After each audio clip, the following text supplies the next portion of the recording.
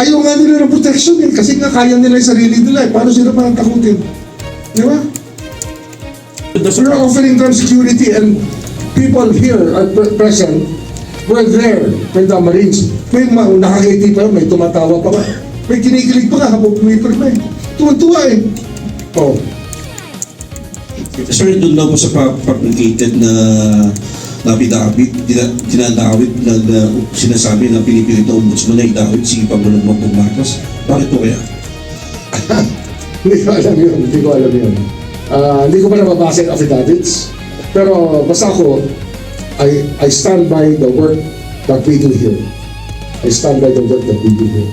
Pero wala pong pagpipilit mula po sa ombudsman na pag-remind sila ng Balimaco Pilamid. Wala. Whatever they signed before stands. And they will be examined in accordance with the statements they made.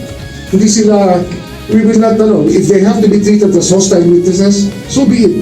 But their testimonies will be there in front of people to show that people who stole money are willing to frustrate the ends of justice so they can get away with what they did. Gusto nila makawala, subukan nila. Pero ito, we stand by it and we will present it in court.